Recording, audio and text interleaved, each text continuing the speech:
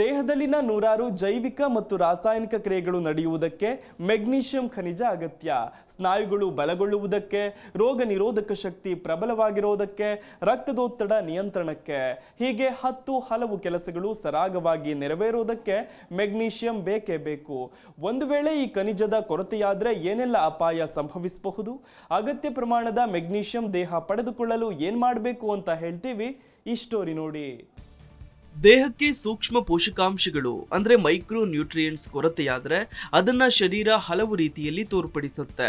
ಈ ಲಕ್ಷಣಗಳು ಕೆಲವೊಮ್ಮೆ ಸೌಮ್ಯವಾಗಿರಬಹುದು ಅಥವಾ ತೀವ್ರವಾಗಿಯೂ ಕಾಣಬಹುದು. ಆದ್ರೆ ಹೆಚ್ಚಿನ ಸಂದರ್ಭಗಳಲ್ಲಿ ಆಯಾಸದಂತಹ ಚಿಹ್ನೆಗಳು ಅಥವಾ ರೋಗ ನಿರೋಧಕ ಶಕ್ತಿ ಕುಂದಿದಂತಹ ಲಕ್ಷಣಗಳು ಕಂಡು ಬರ್ತವೆ.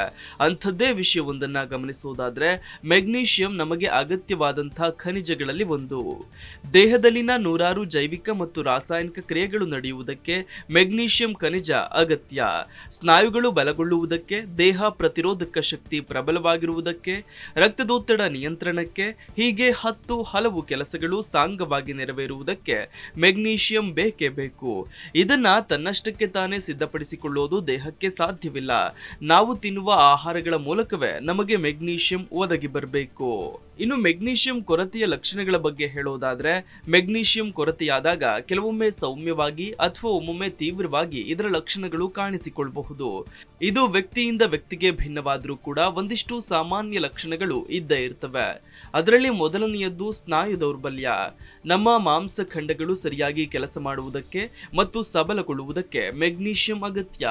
ದೇಹಕ್ಕೆ ಇದರ ಕೊರತೆಯಾದ್ರೆ ಸ್ನಾಯು ದುರ್ಬಲಗೊಳ್ಳುವುದು, ಮಾಂಸಖಂಡಗಳಲ್ಲಿ ನೋವು, ಸೆಳೆತ ಕಾಣಬಹುದು.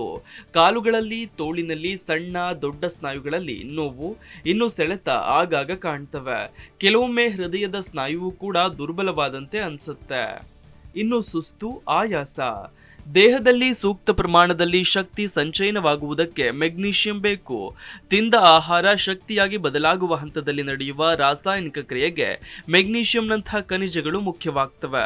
ಅದು ಕಡಿಮೆಯಾದ್ರೆ ದೇಹದಲ್ಲಿ ಸಹಜವಾಗಿ ಆಯಾಸ, ಸುಸ್ತು ತಲೆದೋರುತ್ತದೆ. ಇನ್ನು ತಲೆನೋವು. ಆಗಾಗ ತಲೆನೋವು ಬರ್ತಿದ್ರು ಕೂಡ ಮೆಗ್ನೀಷಿಯಂ ಕೊರತೆ ಆಗಿದೆಯೇ ಅನ್ನೋದರ ತಪಾಸಣೆ ನಡೆಸೋದು ಸೂಕ್ತ. ಆಯಾಸದಿಂದ, ಶಕ್ತಿಯ ಕೊರತೆಯಿಂದ, ಟೆನ್ಷನ್ನಿಂದ ಬರುವಂತಹ ತಲೆನೋವಿನ ಮಾದರಿಯಲ್ಲಿಯೇ ಇದು ಬರುತ್ತೆ. ಇನ್ನು ಮೈಗ್ರೇನ್ ಇರೋರಲ್ಲಿ ಅರೆ ತಲೆಶೂಲೆಯ ಪ್ರಕರಣಗಳು ಹೆಚ್ಚಬಹುದು. ಹೃದಯ ಬಡಿತದ ಲಯ ಸ್ಥಿರವಾಗಿರುವುದಕ್ಕೆ ಮೆಗ್ನೀಷಿಯಂ ಇಲ್ಲದಿದ್ದರೆ ಆಗದು. ಈ ಖನಿಜದ ಕೊರತೆಯಾದ್ರೆ ಹೃದಯದ ಬಡಿತ ಏರುಪೇರಾಗುವುದು, ಕೆಲವೊಮ್ಮೆ ಜೋರಾಗಿ ಬಡಿದುಕೊಂಡ ಅನುಭವ ಇಂಥವೆಲ್ಲ ಕಾಣುತ್ತೆ. ಅಲ್ಲದೆ ರಕ್ತದೊತ್ತಡ ನಿಯಂತ್ರಿಸುವುದಕ್ಕೆ ಮೆಗ್ನೀಷಿಯಂ ಅಗತ್ಯ. ಹಾಗಾಗಿ ಹೃದಯದ ಯೋಗಕ್ಷೇಮಕ್ಕೆ ಇದು ಇರಲೇಬೇಕು. ಅಲ್ಲದೆ ಮೂಡೇರಿಳಿತದ ಸಮಸ್ಯೆಗೂ ಕೂಡ ಇದು ಕಾರಣವಾದೀತು. ಕಾರಣ ಮೆದುಳಿಗೆ ಸಂದೇಶ ಒಯ್ಯುವ ಸಂದೇಶವಾಹಕಗಳ ಕೆಲಸವೂ ಕೂಡ ಸರಿಯಾಗಿ ಆಗುವುದಿಲ್ಲ.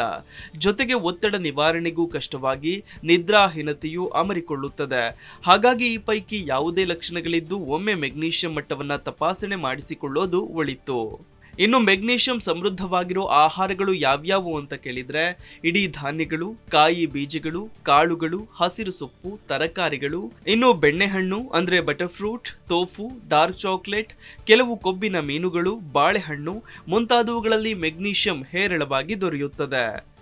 Desk bureau, G Kannada news. G Kannada news ಈಗ ನಿಮ್ಮ ಮನೆಯಲ್ಲೇ ನೋಡಿ. ಎಲ್ಲ ಕೇಬಲ್ಗಳಲ್ಲಿ ಈಗ ಲಭ್ಯ.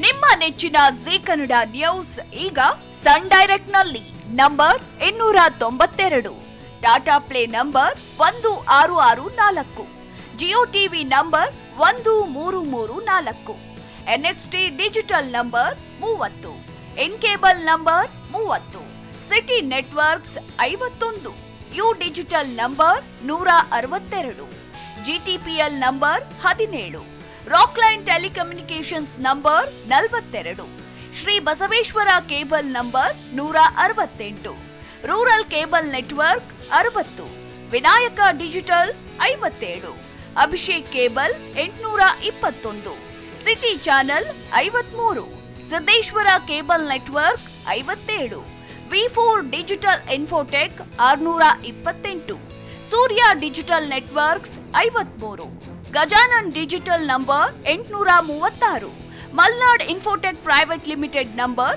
56, metro cast number 830, victory digital number 167ರಲ್ಲಿ ನೋಡಿ ಆನಂದಿಸಿ.